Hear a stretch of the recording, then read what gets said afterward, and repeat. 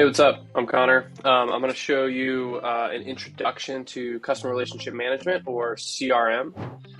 So first, a bit about me. I'm Connor. I've been working in B2B marketing for over 7 years. I've worked with dozens of companies, from startups to public companies, across pretty much every marketing discipline you could think of. So branding, analytics, attribution, paid search, social, email, pretty much done it all. So as a full-time employee and a bit more recently as a fractional CMO, working like 10 hours or so a week for a lot of different companies, and a HubSpot consultant.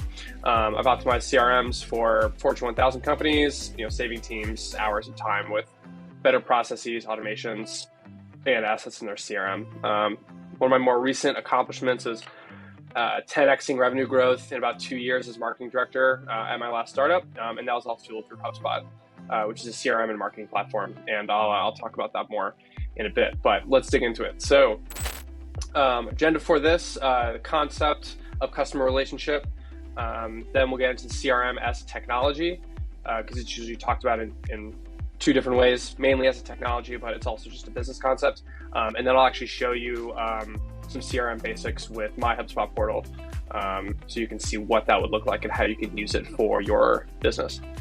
But first, so what is a CRM, or what is CRM?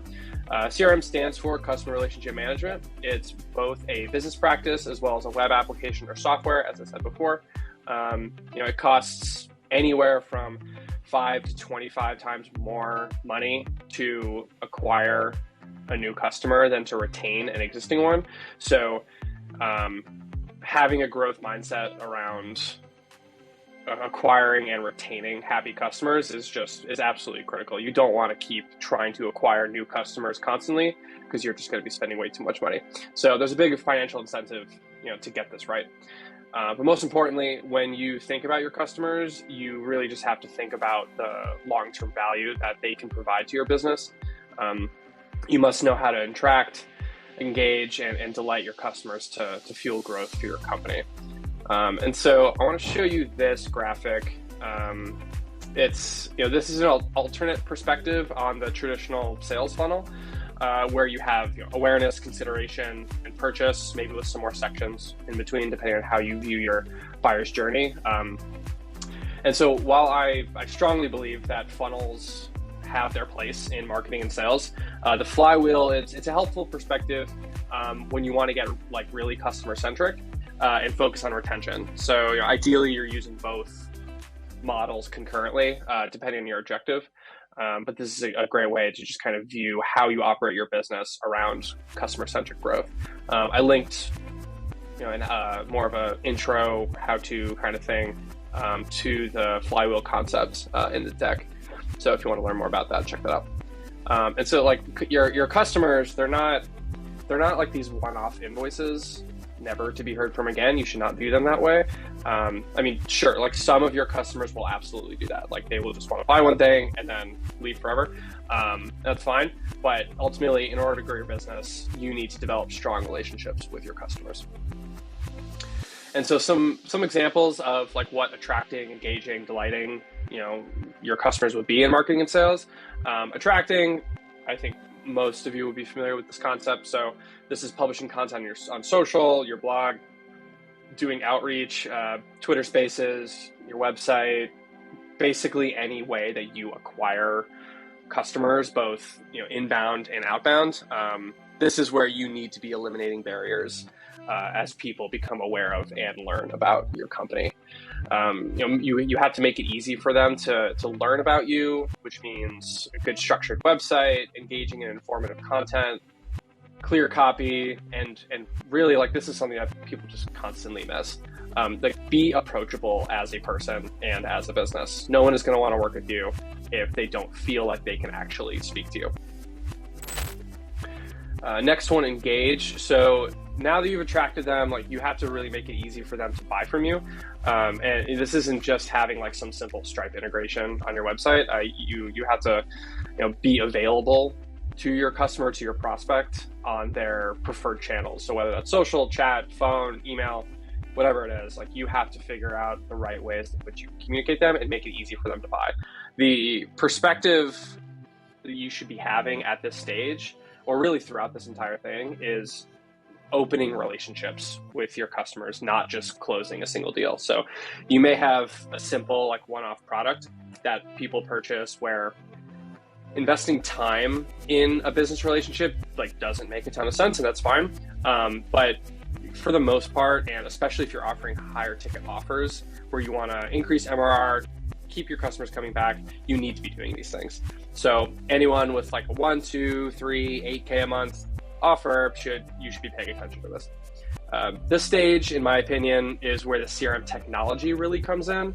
So I'll talk about that a bit more in a bit, but some activities you should be doing here that enable a better customer relationship include email personalization, database segmentation. So you'll build lists where you're thinking about your customers in different ways depending on your objective. So like for this email campaign, I just want to target people that have opted into my that have signed up for my form or whatever it is on my page in the last 30 days, or I want to target the people who haven't engaged with me in the last year, really whatever your objective is. That would be database segmentation. Other things like marketing automation, sales automation, lead nurturing, anything like that. So finally, the delight stage, as the model calls it, you've got your client now, and now you need to ensure that they stay with you. So the delight stage is kind of overlaps with customer success, in that sense. So you still need to be able and available to support them on their preferred channels, and you also need to be able to proactively help them as they use your product or service. So having like an FAQ page or a video library or a support form where they could submit tickets is really important. Automating your onboarding is one of the big ones you should do as you start to generate consistent business. And so having a system in place where you're checking in regularly on their status as a customer is also really important. Like, you don't want to ask them if they're going to renew on every call, but every month or quarter or whatever that cadence is, make time to understand how their goals have changed and where you can provide value. So you don't want to just be brute force constantly like, how can I help you? How can I help you? Because they're just going to get annoyed and leave. You want to feel it out and see what makes sense for your client, what makes sense for your offer, and make sure that you're consistently providing a good service to your customer. Because that's, again, another thing a lot of people miss is they think that once they sell their customer that the work is done. It's like, great, they bought my thing, whatever. But if you want to retain them, like, that's a whole new set of service and really like a separate kind of customer focused offer that you need to provide afterwards, because there's a lot of questions that they're going to have, and they're indirectly paying you to solve those things, even after they bought your core thing. So there's a lot of metrics that you'll probably be tracking across your marketing and sales activities. I'm not going to get into all of them here, but an important metric to remember through all of this is CLV, or customer lifetime value, also known as LTV, or lifetime value. I've seen LTV used more in SaaS and CLV used more in like B2B service-based companies, but they can be used interchangeably. The main difference between the two metrics is LTV tends to be based on gross revenue, so how much money you bring in. And CLV tends to be a financial projection. So that's why with CLV, you must factor in like some assumptions like various costs and things like that. So you really need to know this number to understand how much you're spending to acquire and retain customers. And so the equation for both of those things is right here in this image. And so that's really just a quick overview of what customer relationship management is as a business concept, and how you can structure your marketing and sales initiatives completely around the customer. That will drive more growth for your business. So now I'm going to be talking about the tech side of CRM. For the rest of this, I'll be talking about CRM as a software, as a technology from here on out. And so in order to use a CRM, in order to use it well, you have to have some understanding of marketing and sales and account management. The Flywheel model that I showed before, it's a nice framework, but in order to use the tech properly, like, you have to have some competence around marketing and sales. So what does the CRM do? It essentially acts as the central hub for anything customer related. So contact and company information, deal data, so the status of that deal, the amount, You could store, contracts, invoices, things like that through it. Marketing engagement on landing pages or forums or your blog, any conversations that you've had with them. For most CRMs, you could send emails through it. So you could track sales conversations through that. And like a million other things, facilitating and automating business systems, lots of other stuff you could do through CRM. In the case of HubSpot, you can integrate all your tools to your CRM. So data is flowing to like this central place where you get a complete view of your customer's journey and essentially their time with your business. This is really hard to do for pretty much every business, but at the end of the day, you kind of want your CRM to be that single source of truth for your business. It's pretty impossible, especially like the larger you get, those enterprise companies. But if you do it right and you ask the right questions and you put in the right data from the start, you're setting yourself up for success, and it'll only help you grow faster. So if you don't do this though, like there are some consequences of running your business without a CRM. So if you're like day one of your business, you don't need to worry about this. So you don't need to have a fully built CRM in some fancy product. A simple like Notion doc or Excel sheet is going to probably work for you if you just need to track conversations that you're having with a few people. But if you're getting consistent business, your customer counts are increasing, or you'd benefit from more data on your customers, then you should absolutely consider trying out a CRM platform. If you don't do this, you're going to end up with an incredibly messy business. So you won't be able to have any organization around your customer data. So improving the customer experience and your offers will just be a lot harder because you don't have that insight. Overall, you'll just be much more inefficient. You'll spend so much more time on repetitive tasks and just looking for information that is stored somewhere. You won't have any continuity in your organization. So if you hire someone or someone leaves, there's not going to be this central place where they see customer information or see how your marketing works or see the impact of it or know generally what's happening with the business. And you could just end up leaving a lot of money on the table when sales leads aren't followed up with systematically. So your CRM provides processes, templates, reminders, workflows that increases follow-ups, and that ultimately just leads to more sales. All right, so that's CRM as tech. Now I'm going to walk you through what CRM looks like and how you would use it in your everyday business. I'm going to show you my HubSpot portal. Just FYI, I mentioned HubSpot a lot so far. I'm not being paid by HubSpot for this. I've just been using the product for years. It's my agency's niche. It's targeting HubSpot customers. So, and HubSpot's like free products are hands down like the best in the game for CRM. And also just like philosophically, what I really like about them is their focus on growth within the platform. It does make it like very sticky, which is good and bad. Sticky in that like you can't really leave once you invest your money and time into it. But it's also really good because it makes it so much easier to grow within that platform as you scale your business. So keep in mind, like I don't have all the features in my instance, but I'll show you the basics. There's a ton of different options in the CRM space, not just HubSpot. So HubSpot and Salesforce are the two big ones, but there's also Zoho and Go high level and probably 40 more options. They all have their nuances and value points. Just pick one that works for you. Actually take the time to understand it. Your CRM is, at the end of the day, only as good as the data you put into it. So if you're just dumping information in there for the sake of it, you're going to be really frustrated when you want to answer actual questions about your business and your customers, and the system won't let you do it because you didn't put in the work to make it work for you. Also, one thing, a lot of you watching this may be running an e-com business where you have a store. I wouldn't recommend HubSpot.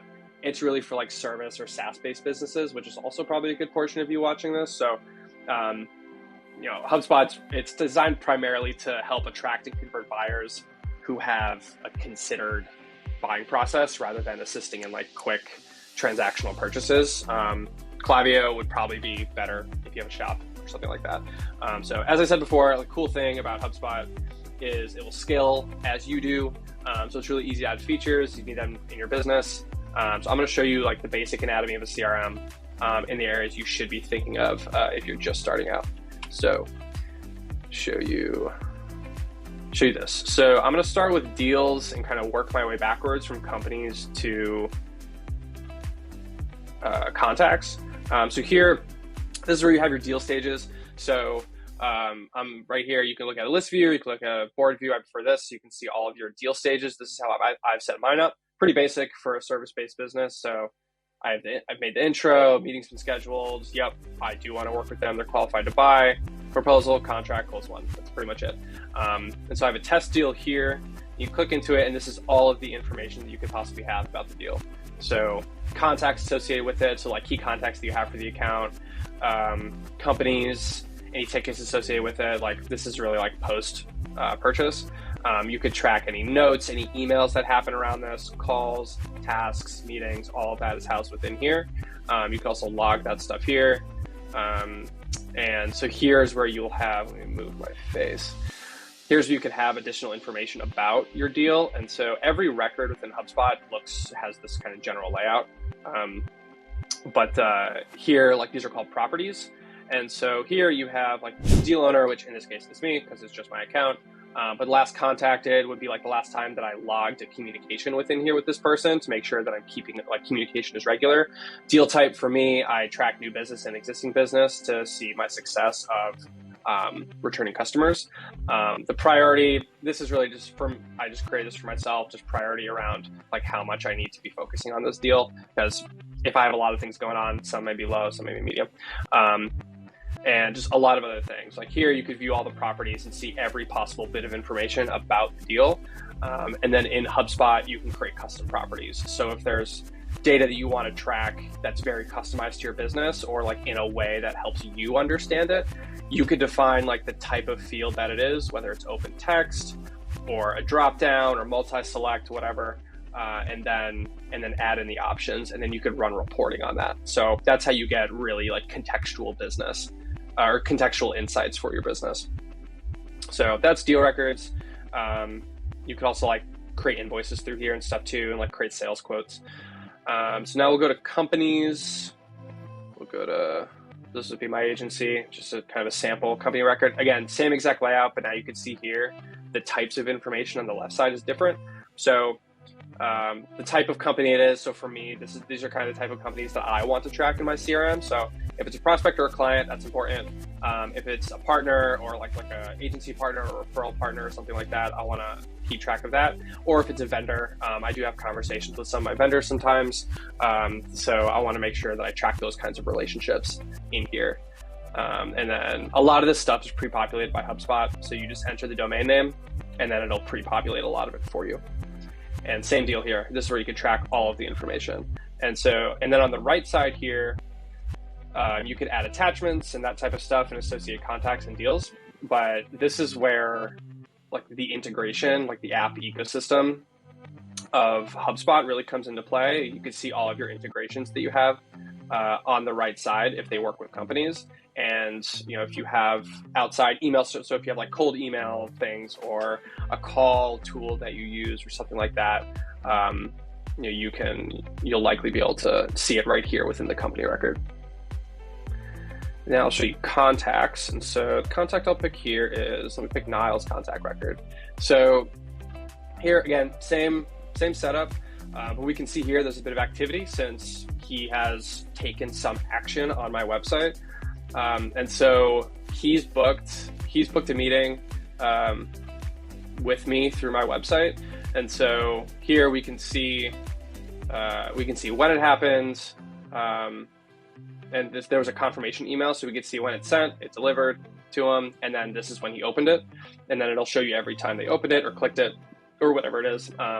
There are these things called lifecycle stages. And so lifecycle stage this is default within HubSpot. You currently can't change this, but it basically just goes through the basic lifecycle stages of a customer or a prospect. So if someone like signs up for a newsletter or something like that, or you upload someone, they'll start off as a subscriber. If they fill out a form on their own, they'll automatically get tagged as a lead. And then you could define your own criteria for what becomes marketing qualified, sales qualified. This is probably a bit of overkill for a lot of your businesses, but important to understand how you can view and market and like really communicate with your customers and prospects when they're in these different life cycle stages. And so here we can see the contact record properties are probably like some of the most interesting stuff. So here we can see all possible information around Niall's contact record.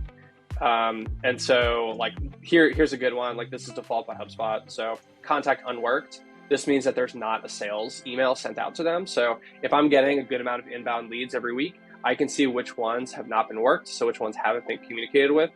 And then I can sort by true or false here. And then so I can see like contact activity. So all of this can be customized. Deal information, any associated deals that they have. What's the status, how many of them there are, contact information, when they entered a certain life cycle stage, the annual revenue that they're bringing into the business, as well as stuff like email information is really good if you're doing a lot of emails and filtering or and pushing that data through HubSpot. So first marketing email, last one, how many of them you've sent, how many they've opened or clicked with. It's great to build lists around engagement, and this makes it really easy to do that. Web analytics, so how he's engaged with my website, and what level of engagement there is there. What original source, this is a big one. This is pretty basic, but it's a big one. What was the original source? Where did he originally come from? So he came directly to the website, but you can also easily track, did this person come from organic search or paid search or social? And then if you dig into the contact record, you'll get more specific. So if they clicked on a LinkedIn post and then went to your site and converted, it'll show up organic social, and then it'll show up as LinkedIn on their contact record. And if you're running Facebook ads or Google ads and they came in from those, you could see like their latest ad that they clicked on or what they converted on, and a little bit more information on Facebook ads as well. All right, so the marketing side of this, there's a lot you can do. You could build forms through here. All right, so I'll start with the website. So I have my website is just a single page. So I have that built in-house within HubSpot. So here I can see page views, form submissions, contacts I've converted. I don't have any forms on my site, so no one can convert through it, but you absolutely can. And then you could sort through data over time. This is looking at sessions, which is slightly different than what Google Analytics tracks. So like if you really want to get deep into web analytics and figure out that kind of data for your site, I would still use Google Analytics. HubSpot is very vocal about that. Just a third-party provider like HubSpot is only going to get so much insight. Google Analytics is a little bit more direct, but still you can get a lot of good information on this. And then you can see the breakout of the source in which people are coming to your site, and all of this is pretty editable too. And this is the same with landing pages, not just websites. But you can build forms through here.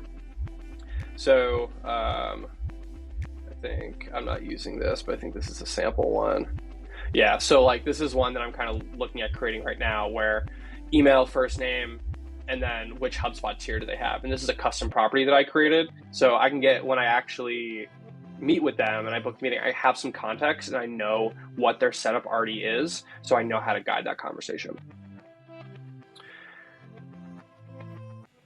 All right, and then you could like house your blog through here and things like that. You could manage your ads through here. I'm not currently managing my ads, but you can do that. See, landing page builder, you can track your marketing data. You could run email through here. I'm not currently doing email through here, but you can set up your email campaigns. You can analyze all of them, set up custom templates, build lists through this. So you could take your contacts and then build lists on it. This will be the default view for most accounts, and so you can see all of your contacts right there. On the sales side, we covered deals already, but you can do things like call tracking. And so you can see like when things happen, you can have notes on it. You can have the outcome of the call. Are they going to do a proposal? Is it not the right time? You can track all that information within here, and you can just get a lot of company insights on it. So which companies have used, one service but not the other. You can easily identify opportunities for upselling, that type of stuff. You could also, if you want like a good task manager, you could also use HubSpot for that. So you can assign tasks automatically based on certain criteria, and all of that will show up within here, or you can just create the task yourself. And so finally, I don't have access to this because it's a higher tier feature, but I do want to speak to the automation side of this. Workflows, they work for both. It works for both like marketing and sales. So sequences is like, a lot of you are familiar with the concept of sequences. If you do cold email, that's the same thing. But they've also baked in like notifications to follow up with people on LinkedIn or call them or something like that. Workflows is a highly customizable automation feature where you can do pretty much anything you could think of within HubSpot, as well as any outside tools that you integrate within here. So if you use something like Zapier, you can trigger the automations through here. If you have like a free account, you can use Zapier for this and integrate stuff. I have a couple things integrated in here. So you can use that to automate some of your onboarding, notifications when a customer does something, like click an email, view your pricing page, whatever it is. And so, that functionality just like exponentially increases what you can do in your CRM. I actually need to set up my onboarding flows through Zapier and HubSpot, so that was a good reminder. But so as you can see here, like there's just a ton of like free functionality. I think the version that you're seeing right now is like $25 a month. So I have a few extra things, but like there's just a ton of free functionality. Pretty much everything I covered here would be used by a new agency or a business owner doing consistently like at least 2K a month or more. But as you grow, you can leverage more of HubSpot's features to get even more sophisticated. Automations, data collection, client communications, and a lot more. So that's pretty much it. I'll give a little plug about me. Again, I'm Connor. In July 2022, I launched a new agency focused specifically on HubSpot marketing and sales ops. It's called Fission. So right here, fissionagency.com if you want to check it out. You can also follow me on Twitter at HSGrowthGuy. But yeah, hope you enjoyed this.